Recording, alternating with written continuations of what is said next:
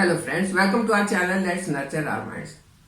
कुछ लोगों ने पूछा है कि हमारी बॉडी में हीट बहुत ज्यादा है, पेट में बहुत गर्मी रहती है, कुछ ने कहा है हाथों में बहुत पसीना आता है, तो उसके लिए क्या करें। आज मैं आपके साथ ऐसी ही रेमेडीज शेयर करने वाली हूँ जो आपकी बॉडी हीट को कम करने में मदद करेगी। अगर किसी को ऐसी परेशानी है तो उसके लिए बहुत फायदेमंद होंगी। 2-3 रेमेडीज शेयर करूंगी जो आपको सूट करती है, आप उसको यूज कर सकते हैं। सारी रेमेडीज बहुत बढ़िया हैं, आप ऑल्टरनेट भी यूज कर सकते हैं। लेकिन उससे पहले एज यूजुअल अगर आपको टॉपिक पसंद आ रहा है तो इसे लाइक कर दें, चैनल पर नए हैं तो सब्सक्राइब कर दें और बेल आइकन जरूर दबाएं। तो चलिए बात करते हैं कि आज का टॉपिक मेरा क्या है कि आपकी बॉडी में अगर हीट बढ़ गई है तो उसके लिए क्या किया जाए।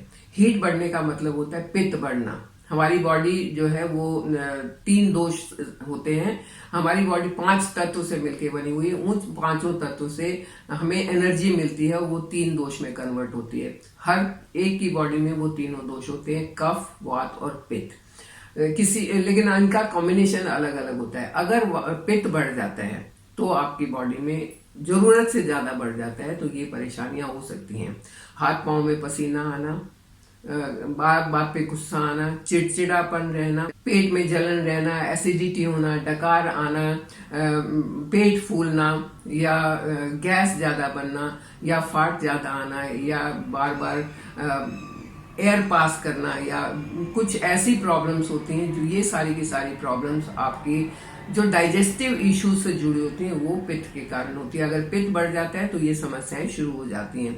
अगर पसीने में ज्यादा बदबू आती है तब भी आपका पित्त बढ़ा हुआ होता है। तो पित्त को कैसे शांत करना है उसी के बारे में बात करेंगे, क्योंकि पित्त अगर शांत हो गया, बैलेंस में आ गया तो आपकी समस्याएं दूर हो जाएंगी। अगर आपको गुस्सा ज्यादा आता है, अगर आपको प्यास ज्यादा लगती है, अननेसेसरी भूख ज्यादा लगती है, अचानक से प्यास ज्यादा लगनी शुरू हो गई है, तो ये सारी जो इंडिकेशंस हैं ये पित्त के बढ़ने के इंडिकेशंस हैं। अगर आपको कॉन्स्टिपेशन रहता है या आपके बाल जल्दी पकने शुरू हो गए या चेहरे पर जल्दी से रिंकल्स आ गई हैं या आपका नोज ब्लीडिंग होती है, ऐसे कोई भी कारण है, इनका मतलब यही होता है कि आपका पित्त जो है वो इम्बैलेंस हो गया है।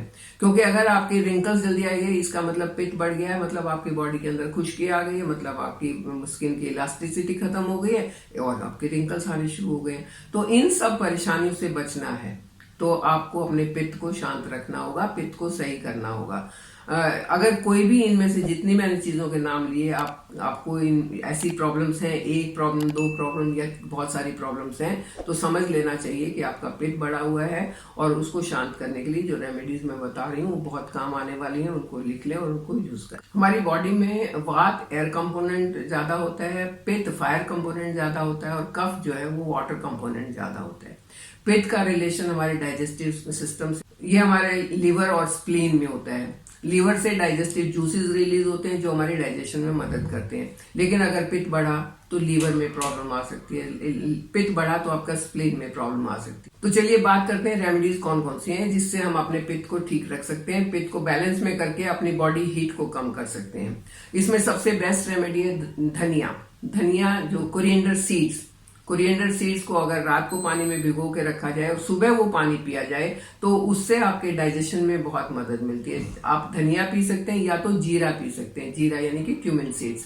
ये दोनों ही चीजें पित्त को शांत करने के लिए बहुत फायदेमंद है।